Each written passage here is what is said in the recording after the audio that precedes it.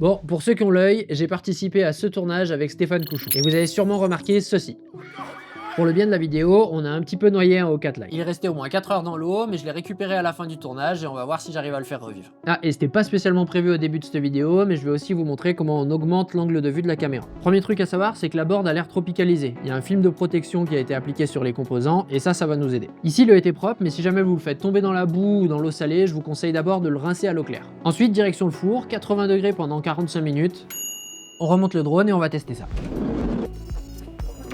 Et ça démarre. Allez, gaz. Bon alors oui, ça a marché, mais l'image est trouble. Il y a dû avoir de l'eau qui est rentrée dans la lentille. Et même en le repassant au four, ça veut pas partir, du coup va falloir employer les grands moyens. J'ai renvoyé juste la caméra au four, 90 degrés pendant 20 minutes, et après on enlève délicatement la lentille.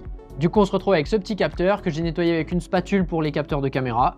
Et ensuite, j'ai beau essayer de nettoyer la lentille, impossible d'avoir une image nette. Je suppose que les gouttes des bracelets fluo, ça va pas aider. Ou alors je me demande s'il n'y a pas moyen que ça vienne du passage au four, comme la lentille est en plastique, il y a moyen que ça vienne de là.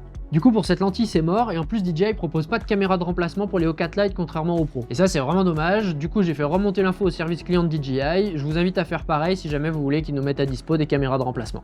Mais j'abandonne pas si vite, je vais redessiner un autre support de lentilles sur lequel je vais pouvoir monter d'autres lentilles du commerce pour essayer de réparer ça.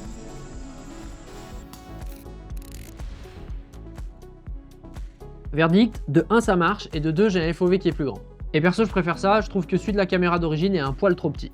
Du coup l'impression vient se clipser derrière le capteur, comme ça reste bien en place. J'ai testé pas mal de lentilles, en M8 ou en M12, et au final j'ai trouvé un modèle de chaque qui va bien, et je vous laisse un lien vers celle qui couvre le mieux le capteur. On voit encore légèrement les bords en 4/3, mais si jamais vous trouvez un modèle un peu plus adapté, n'hésitez pas à me le dire en commentaire. Du coup j'ai redessiné plusieurs supports, 2 en 8 mm, un avec un format carré identique à celui de la caméra d'origine, un autre de 14 mm qui est un format assez courant pour les tiny whoop.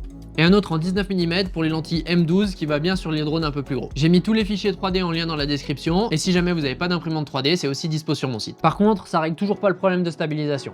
Le gyro est super sensible et pour l'instant j'ai pas trouvé d'astuce pour corriger ça. Du coup n'hésitez pas à me dire si vous avez une astuce. Bonne réparation pour les furieux qui voudront tenter ça, et à bientôt pour d'autres bidouilles.